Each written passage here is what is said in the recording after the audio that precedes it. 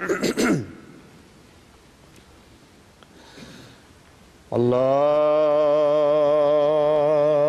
أكبر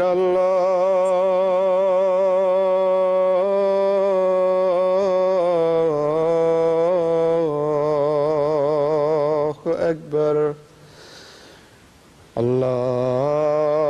الله أكبر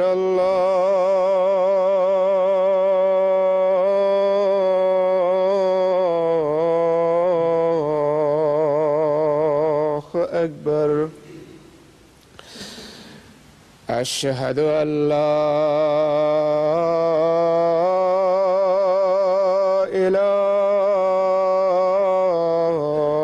إله إلا الله أشهد أن لا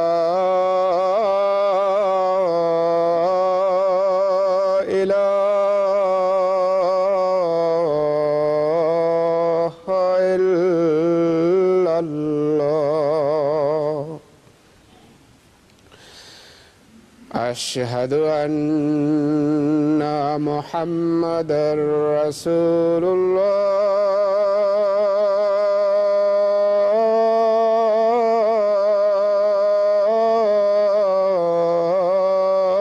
الله أشهد أن محمدًا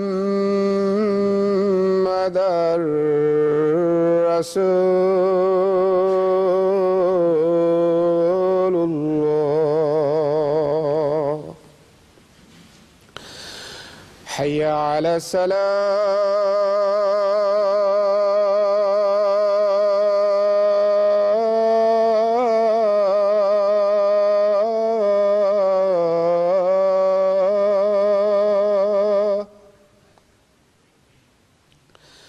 حي على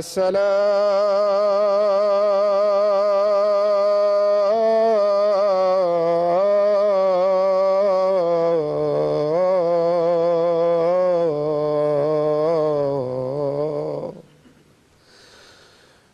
حي على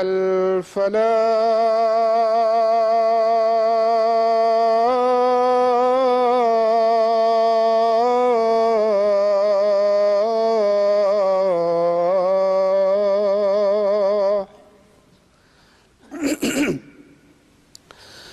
حي على الفلاح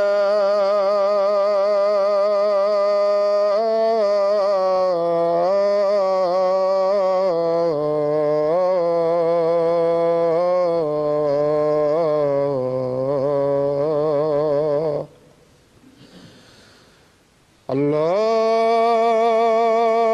أكبر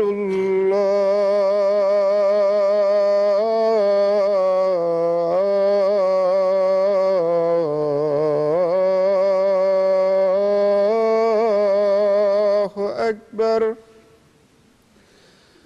لا إله إلا الله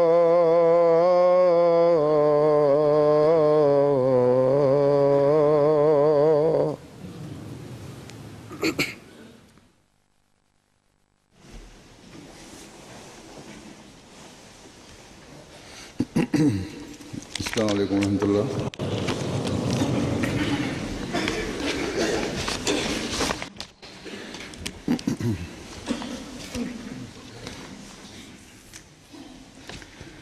أشهد أن لا إله إلا الله وحده لا شريك له وأشهد أن محمدًا عبده ورسوله أما بعد فأعوذ بالله من الشيطان الرجيم بسم الله الرحمن الرحيم الحمد لله رب العالمين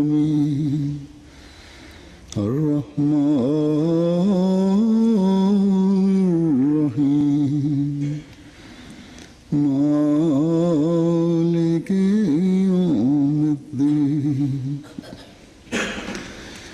إياك نعبد وإياك نستعين اهدنا الصراط المستقيم صراط الذين أنعمت عليهم غير المغضوب عليهم ولا الضالين.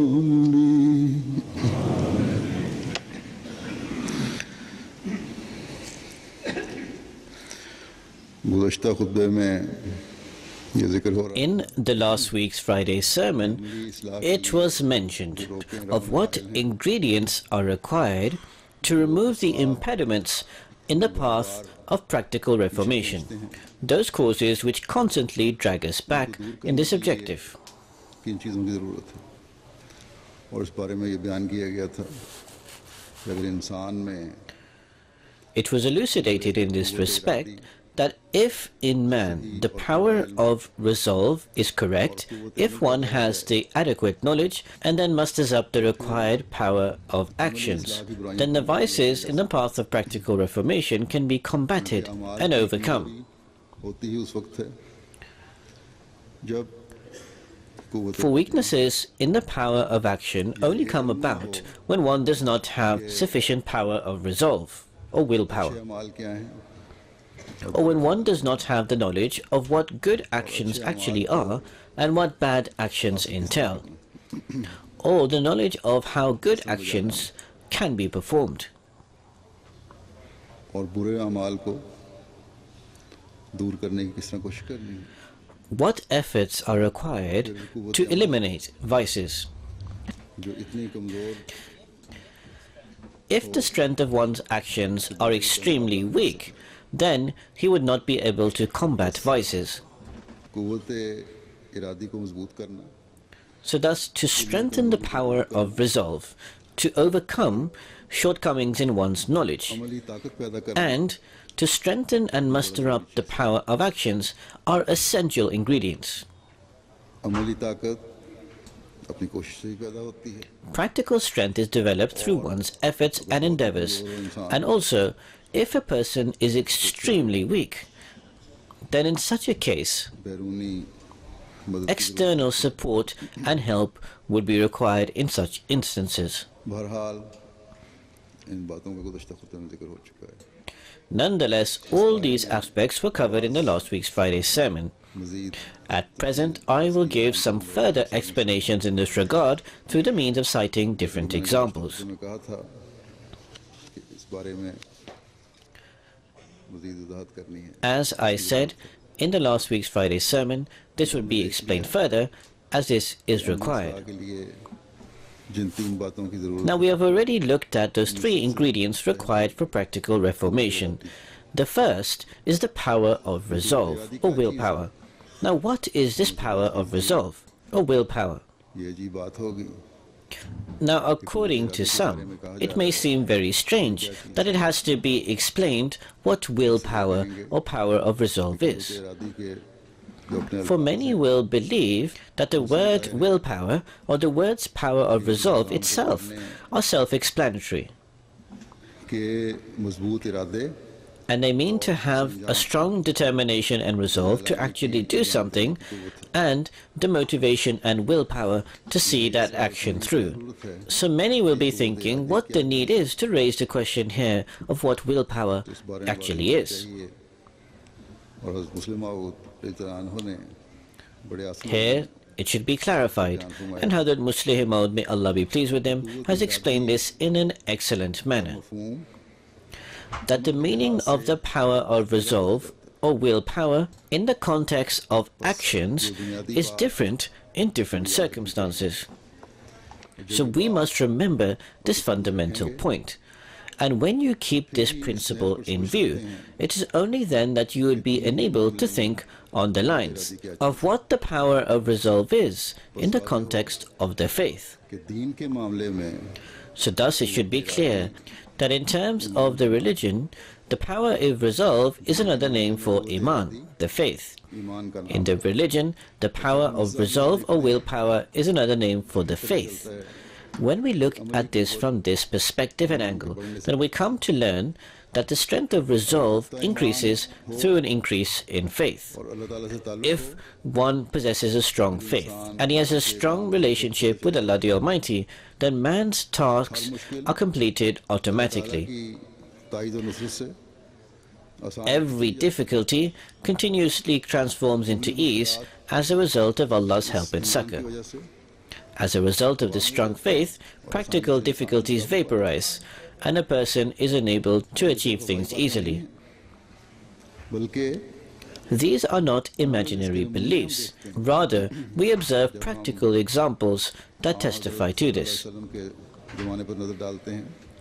When we look at the era of the Holy Prophet Muhammad sallallahu alaihi wasallam, may the peace and blessings of Allah be upon him, then we find amazing examples of the state of faith of people before they came to believe and how this is transformed after they accepted Islam. Who were the people who accepted and believed in the Holy Prophet sallallahu alaihi wasallam?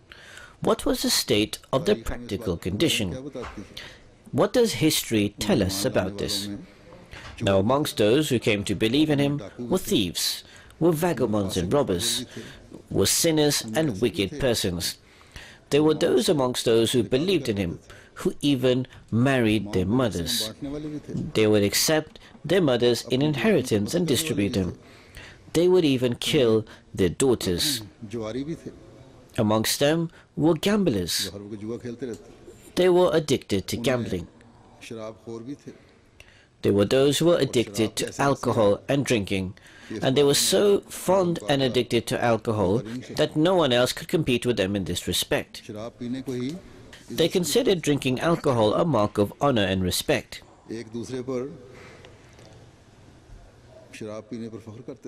They would boast and compete with one another as to who would drink more than others. A poet from the time expresses his superiority and betterment over others by saying the following, that I am he who even wakes at night to drink alcohol. He would never even drink water.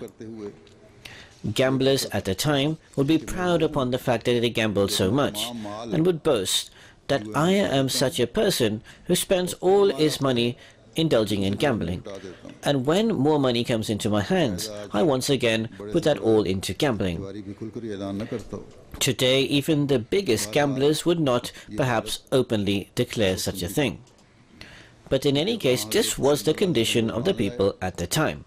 When these very people came to believe in the Holy Prophet Muhammad sallallahu alaihi wasallam, how did their state transform? What type of revolution cultivated within them? How did they muster up the power of resolve as a result of this faith? History informs us of accounts in this context, which truly amaze us, as to how rapidly an extraordinary revolution was brought about within them. As soon as they accepted Islam, they came to the conclusion that to follow Islam, we must strengthen our heart and have firm willpower. They came to the decision that they would never act in any such way which is contrary to the commands of Allah. They came to the conclusion that the Holy Prophet Muhammad sallallahu alaihi wasallam's every injunction they would consider as their last and final word. This decision which they made was so firm, so powerful, so emphatic, and so strong that the weaknesses in their power of actions could not remain even a moment before this resolve and determination. The circumstances and condition transformed to such a degree that they were ever ready to accept and face all types of perils and dangers. Not only were they prepared to do so, but in fact this power of resolve which they had developed within them eliminated the weaknesses of actions to such a degree, like a strong surge of gushing water washes away a piece of straw. इस पानी का रेला एक तिनके को बहाकर ले जाता है। अभी शराब की मिसाल दी गई है। I just gave the example of how those people in the past would drink alcohol and boast about how much they drank. इसका नशा चढ़ता है। When a person becomes intoxicated on alcohol, what state comes about a person? People living in these countries often see examples of such drunkards. हमारी मस्जिद फजल की सड़कों पर भी देख Even on the streets around the Fazl Mosque, there is a drunkard who roams about. उसके पास सवाए शराब के टिन होते हैं, उस और कुछ नहीं होता उसमें। He carries nothing but a can of alcohol. He wears filthy clothes, yet he is able to purchase alcoholic beverages. I have learned that he is a well-educated person, and perhaps he was once an engineer. कुछ नहीं करता, वैसे भी उसकी उम्र Now, in any case, he no longer works, and he has reached an age where he obtains benefits from the council. वो सब शराब Whatever money he obtains from the council, he spends in totality on alcohol. He spends his entire life roaming on the streets. Alcohol has also distorted his mental state, and he has now become disabled. में जब हो तो उसे देख के डर लगता है। कई दफा मैंने देखा When one sees him in this drunken state, it makes a person fearful. Often he stops women who are walking on the street, and despite the English women living in this environment in society, when they are stopped by him, fear can be seen on their faces. नशे ने उसकी हालत बनाई। So nonetheless, intoxication on drink and alcohol has caused him to be in such a state. इतने वसीले हो जाते We often find such people who become so intoxicated on alcohol that it even leads them to cursing and verbally abusing their parents and committing all sorts of strange actions. जब मैं था तो तुम्हारे वहाँ एक शहर है I remember that when I was in Ghana, there was a city in Tamale where there was an agricultural project of the Jamaat taking place. In the house I was residing, there was no wall or fence surrounding the house. घर जो थे The house had no surrounding walls or fences. ऐसे बने होते Most houses here are similarly made. बाज़ों ने अपने अंदर की सहनों में Some people had made boundary fences or walls in their own yards, as in the backyards normally have. ऐसा था ना उसके अंदर So our house was such that there was neither an external or internal yard. As there was no surrounding fence or wall, the house was in the open in all directions. It was a small place where the car could be parked. Get नहीं जैसे कि मैंने बताया There was no boundary wall or gate, as I mentioned. मुआशी हालात The economic circumstances of the time were dire. बाहर चीज खुले में पड़ी हो If anything was kept in the open, then there would be thefts. यहाँ भी चोरियां शुरू हो गई हैं बल्कि यहाँ Now thefts have begun regularly even here. Here even people have begun to knock down doors and carry out thefts. But in any case, at the time there was a lack of peace and there was also economic plight. We had kept a watchman. रात को आता था He would come at night. पे कहा I gave him specific instructions that we had a pickup car that would be kept overnight in the open. The tire would be kept outside for the reason that the tire had been modified in a way that it could not be kept inside in the normal allotted place for the tire in the car. So thus I gave him specific directives that tires are constantly stolen here, so keep a vigilant eye upon it. कि शराब के नशे He would come to duty in a state of being intoxicated. Tyre को बाहर निकालने वक्त At the time of having to remove the tire outside the car, he would have fallen to the ground even before the tire had been removed. एक दिन मैंने उसे देखा Nonetheless, one day observed that he was deeply intoxicated and he was flat on his face on the ground. चौकीदार उसने क्या करना था Now, how could he perform his duty as a watchman in that state? उस वक्त तो मुसलियत का तकादा यही Now, in such a circumstances, it required that nothing should be said to him, because he would have just responded with verbal abuse. अगले दिन जब उसका नशा थोड़ा कम हुआ या उतरा So when, on the next day, he became somewhat sober, I said that I'm dismissing you. I'm not going to keep you anymore. So he tried his level best to plead with me. लेकिन ये उस So he could not get rid of his habit of drinking, but he was wise enough to, at least sometime before he arrived for his duty, he would become more sober and drink less. Or he would drink in a proportion depending on when he was coming for duty, so that it was not visible to a great degree that he was drunk. But drunkards cannot normally control their habit, and after a short while he returned to his old ways. So in short, in the state of intoxication, a person does not know what he is saying or doing. When the day after a person has drunk so much, he is asked what he had done, then the person would reply casually that he had not done anything and would deny everything outright. So there are people who are normally sensible and good persons, when they become sober after being drunk, do not even accept what they had done. Hazrat Mirza Ahmad cited the example of a person who he came across during a train journey. He belonged to a respectable family. He may have been previously acquainted with Hazrat Mirza Maoud. He was from Poonch in India and the son of a minister.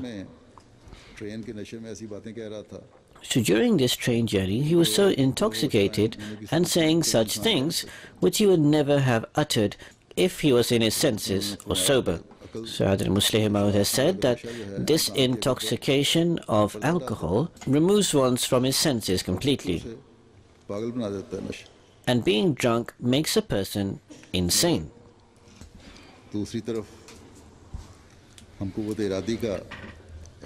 On the other side, we witness such a revolution of willpower that some non-Muslims find difficult to believe.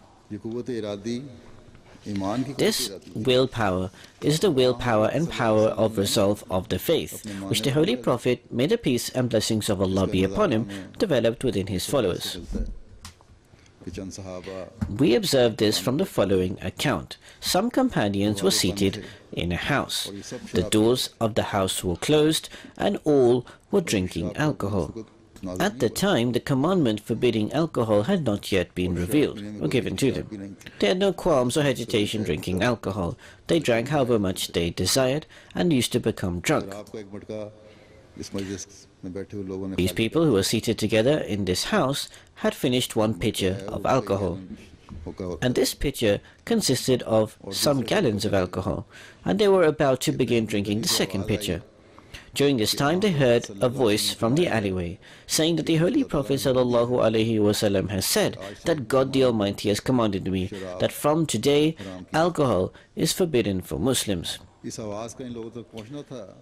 Now as soon as they heard this voice, one amongst the gathering who was enjoying himself being drunk and out of his senses said to one of the others seated there that stand up and go and find out the reality and truth of this announcement.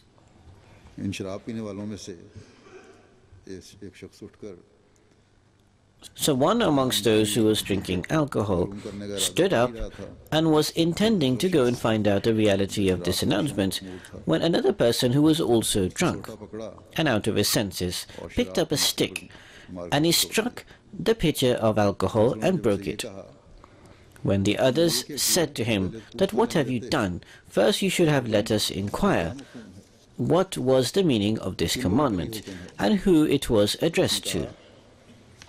So the person in question replied that first break the pitchers, then ask questions what the reality of this commandment is. So he continued that when I heard a voice declaring the commandment of the Holy Prophet ﷺ, then first the commandment will be followed.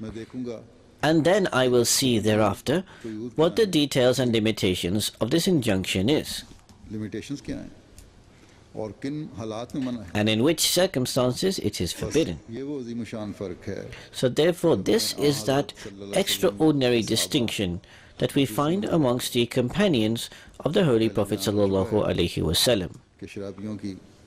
It has been mentioned before what the state of one who is drunk is. If you remove a glass of alcohol from in front of a person who is deeply intoxicated in it, he becomes ready to become violent and kill the other person. Such incidents often happen in clubs and bars. Just a few days have passed when a news report has emerged that in a club or in a bar, one person who was drunk killed another.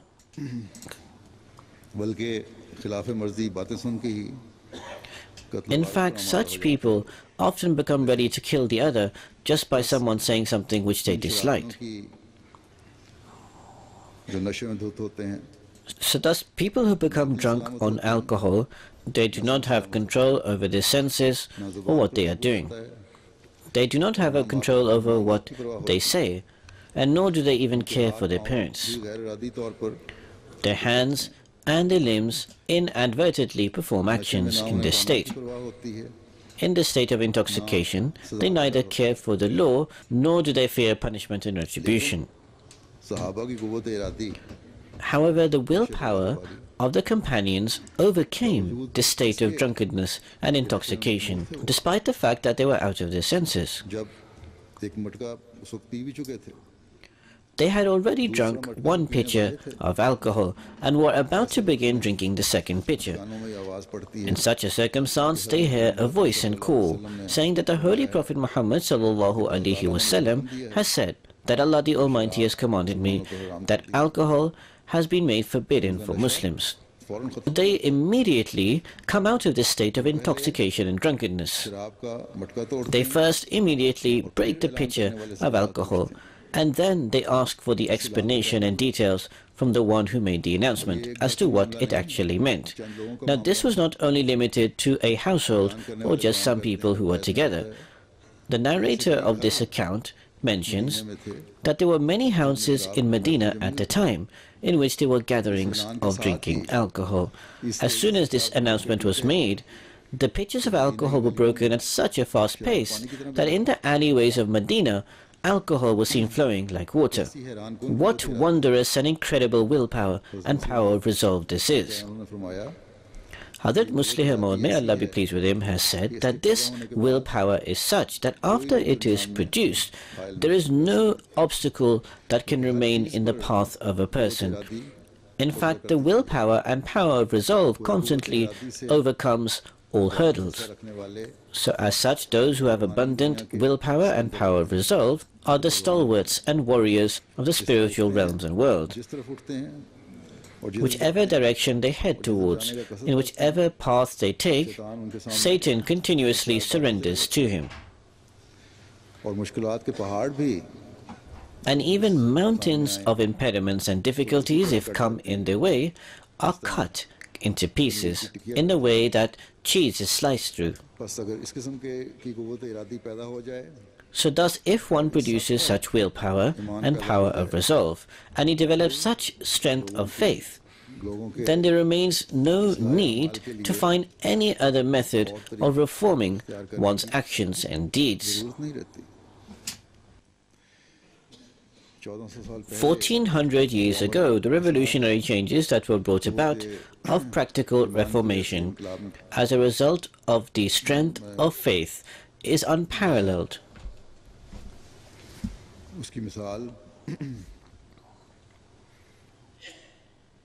We do not find any similar example on such a large scale anywhere else in the world, in a manner in which they wondrously brought about this revolution. However, we find numerous similar examples found amongst the followers of the true servant of the Holy Prophet Muhammad ﷺ, the Promised Messiah ﷺ. Now, use of tobacco is not forbidden, although the Promised Messiah ﷺ has said it is something bad. He said if this was in the time of the Holy Prophet Muhammad ﷺ, he may have forbidden it. Nonetheless, it is something bad, and it has an intoxicating effect. During a journey, the Promised Messiah ﷺ mentioned his dislike of hookah. One of his companions, who habitually used the hookah, broke his instrument of hookah. He never once again even drew near to this habit of using tobacco. He said, "We never even thought about doing it again." We find similar examples in the companions of the Promised Messiah ﷺ, who after accepting Ahmadiyyat stopped performing all vices. To the extent that we also find examples of those who were previously embroiled in the habit of drinking alcohol. However, after accepting Ahmadiyyat, they stopped this habit. So therefore, these are the examples that we need to strive to emulate and establish. This should not be done out of the fear of any law or the fear of the society. or you should not strive to shun a vice or avoid performing it for the reason that you are fearful of your parents or your surroundings or those around you. This should not be the manner of thinking that you possess. In fact, the way you should think is that you must shun vices and desist from committing them, because Allah and His Messenger have forbidden us from them. Or in this era, the Promised Messiah, on whom be peace, has forbidden them. And thus we must desist from these vices.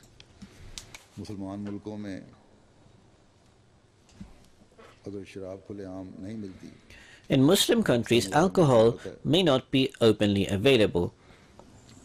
But I am aware, for example, in Pakistan, the law does not allow for this. But secretly, alcohol is brewed or made, which is a desi type of alcohol which they drink and which is highly intoxicating. The wealthy denomination in the country, for some excuse or the other, make arrangements for consuming alcohol. Then I observed that some students in universities, in some syrups or medications, in which alcohol in particular is found, for example cough syrups in particular, they use as intoxicants. As a result, this causes harm, because there are other ingredients included. So in such a society, Ahmadis must take particular care of desisting from such things. Through their power of resolve or willpower, they must strive to shun such bad practices. Nowadays, in these European countries as well, in addition to such intoxicants which are more dangerous, we find in restaurants, especially Muslim restaurants, an intoxicant which goes by the name of shisha. In the United States, this intoxicant is used as hookah, which is given a specific name or is a special type of hookah which is used there. Here I've come to know that some of our young boys and girls use this shisha. They say that there is no intoxicating elements in it. There is no harm in using it from time to time. Remember that this occasional use of this will at one time embroil you in even more serious and bigger intoxicants. Then it will become extremely difficult to desist from these things. So therefore, from this moment onwards, you must proceed with great power of resolve and willpower, and you must free yourself from this vice.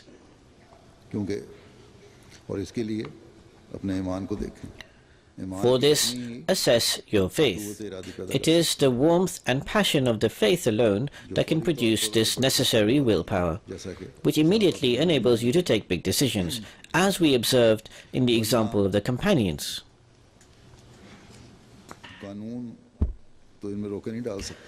Otherwise, laws cannot impede these things. As I said, Pakistan has laws where alcohol is not available, yet people still make arrangements, and they have adopted different techniques and methods to do so.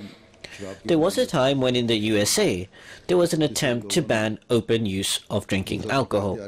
As a result, people found different means. They started drinking spirits, which had very harmful effects. As a result of this, there were people who started dying. Hazrat Mirza Maoud has written that because they did not have faith or belief in it, as a result, the effort of the worldly laws failed. In fact, people felt so compelled to use intoxicants that they started using and drinking spirits and inflicting self-harm. Then the government made a law that only if a doctor gave permission, then alcohol would be available to a person.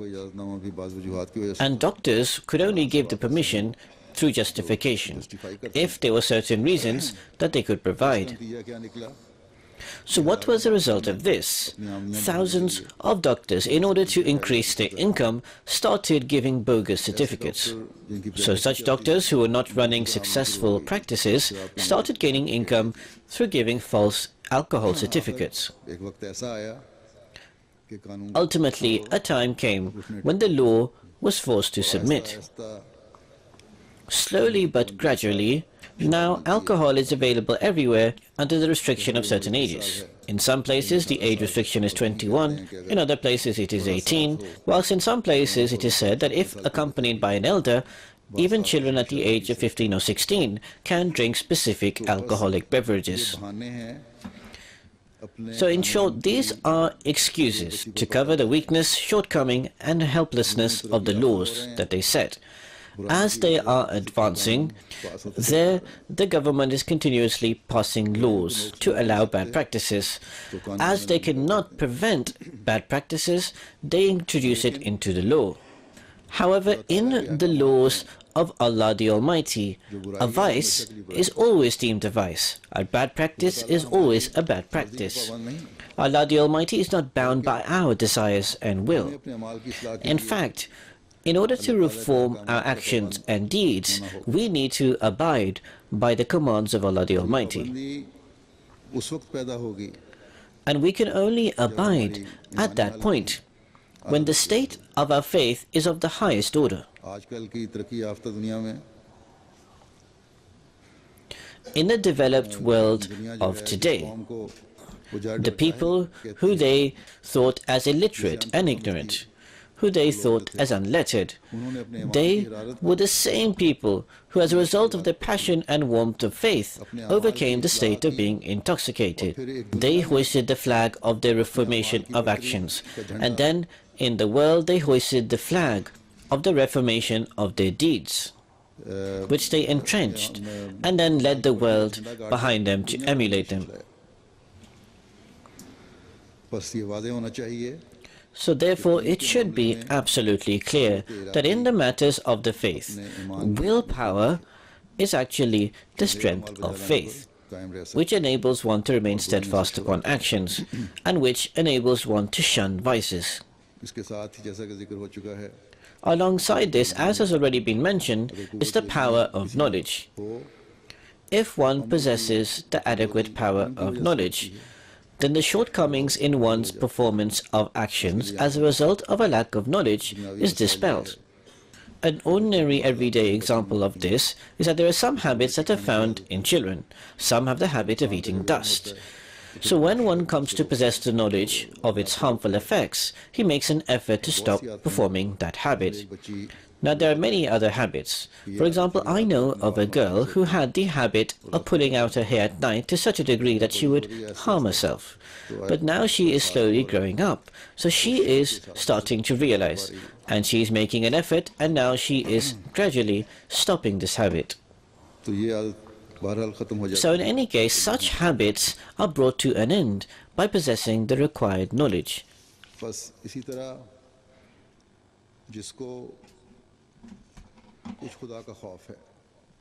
So in this same way, anyone who has even a small amount of fear of Allah the Almighty in his heart, if he is made aware of Allah the Almighty's anger as a result of his bad deeds, and he is made to cultivate firm resolve, how Allah the Almighty's wrath descends as a result of him sinning, so thus he would be able to desist and avoid sin.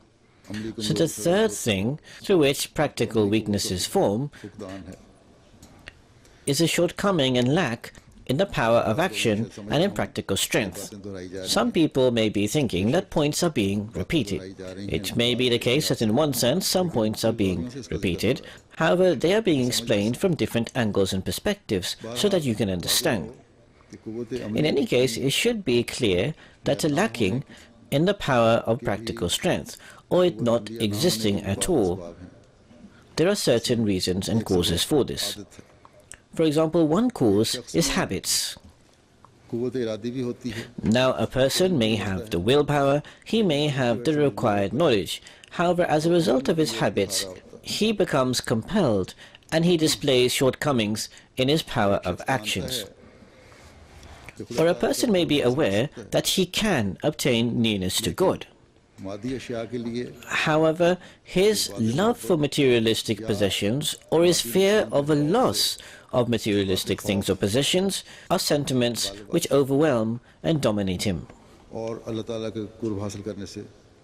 And thus, such a person is deprived from acquiring nearness to God.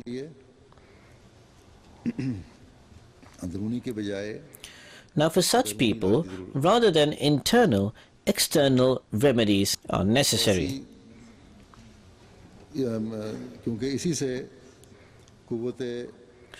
For it is only through this that he can seek to gain improvements in his power of actions through external remedies. This requires the appropriate supports. If one gains the appropriate support and help, then improvements can be achieved.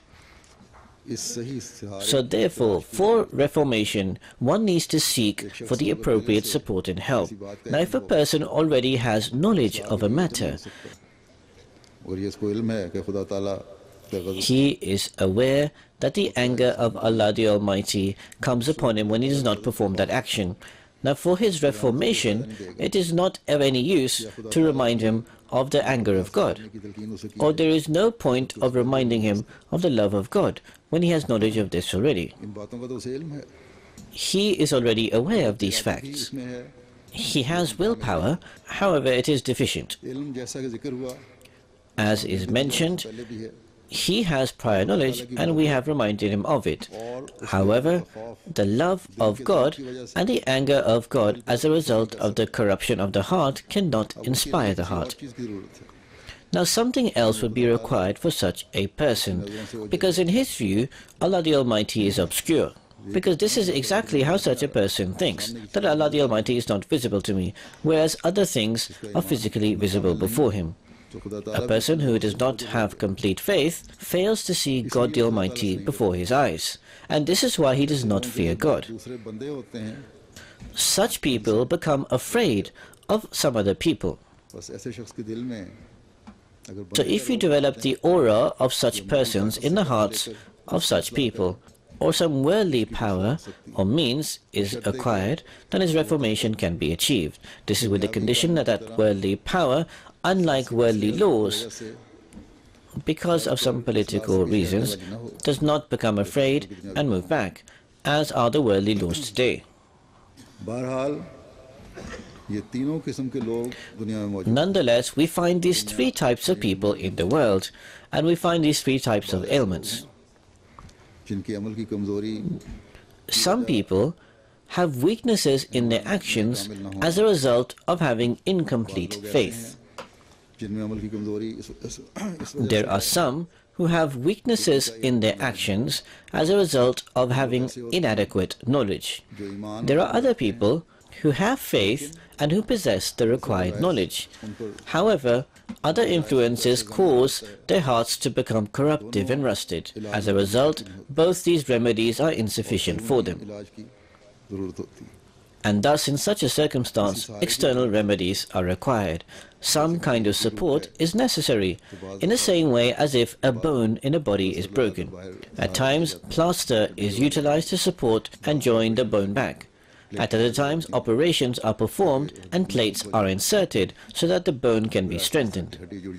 And then slowly and gradually the bone reattaches and the supports are gradually removed. In this same way, for some people, supports are required for a period of time. Gradually, these supports produce enough strength in the person that he becomes self-active, and practical weaknesses are dispelled. So thus, as I said in the previous Friday sermon, that our Nizam-e-Jamaat, our office bearers, our auxiliary organization should become the means of removing these practical weaknesses. However, if they themselves have a deficiency in their willpower, that is in the office bearers and also in other people, if they have inadequate knowledge, if they have weaknesses in their actions, then how can they become a support for others? So therefore, for the advancement and progress of the Jamaat, every part of the Nizam, in fact every single Ahmadi, would have to assess himself and must carry out self-reformation. They need to become the support for their friends and close ones who have succumbed to weaknesses. This is so that every single member of the Jamaat can reach the highest standards of practical reformation. Thus they will be able to obtain nearness to Allah. May Allah the Almighty enable us to achieve this. After the Friday prayers, I will also lead a funeral prayer in absentia. There is some tragic news that Mr. Arsalan Sarwar, son of Mr. Muhammad Sarwar of Rawalpindi,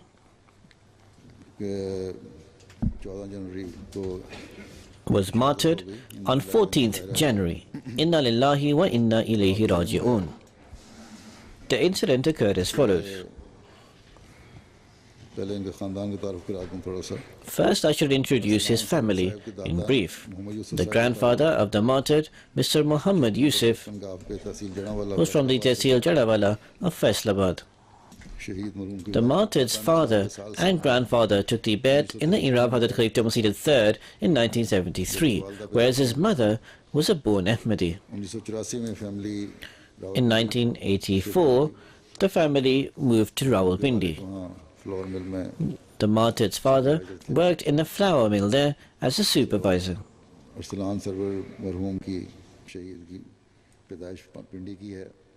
So therefore, Mr. Arsalan Sarwar was born in Rawalpindi.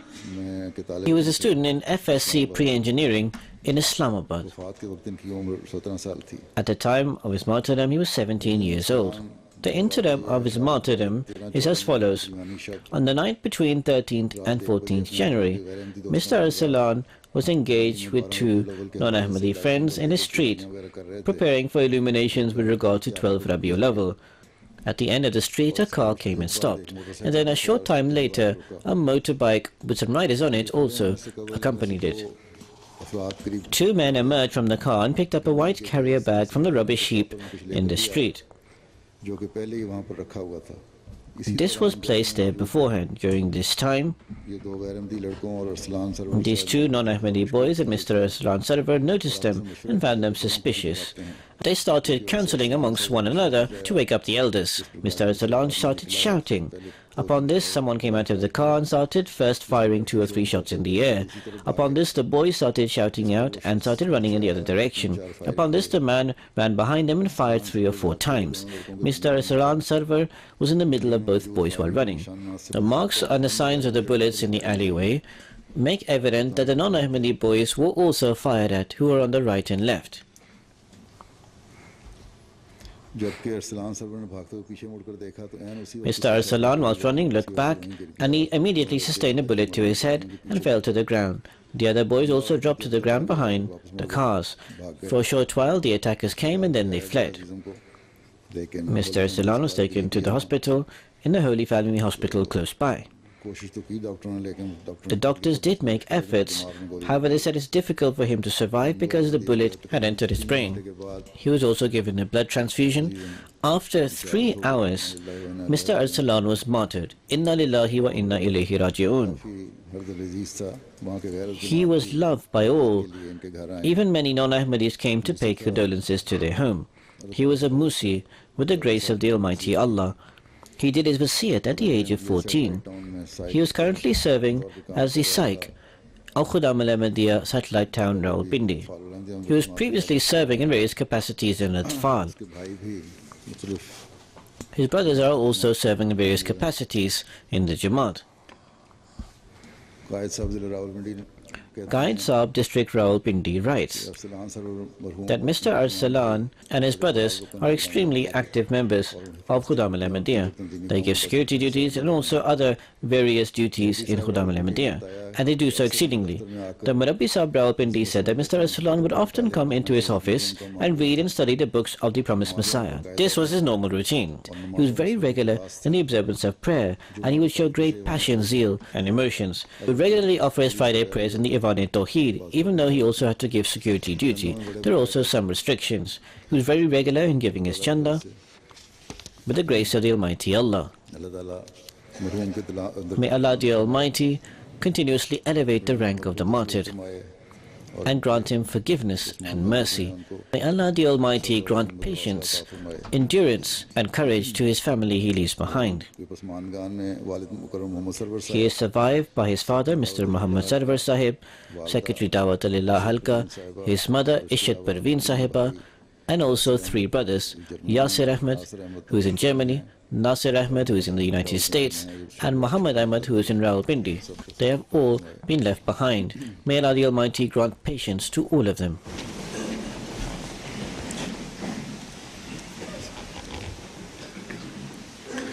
Alhamdulillah, alhamdulillah, nahmaduhu wa nasta'inuhu wa ونستغفره ونؤمن به ونتوكل عليه ونعوذ بالله من شرور أنفسنا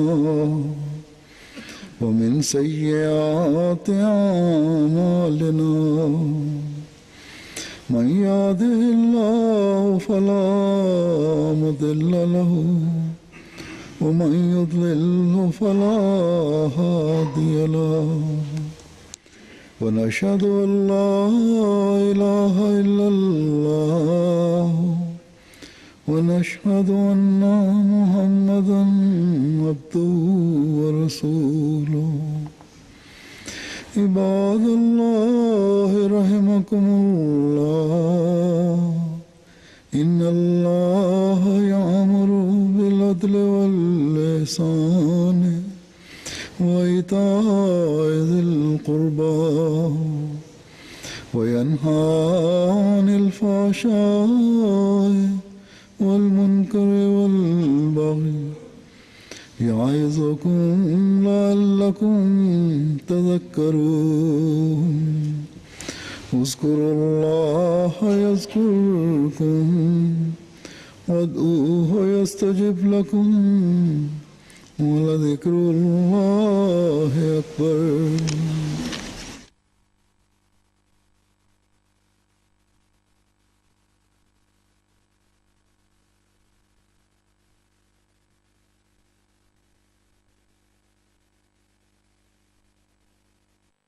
ما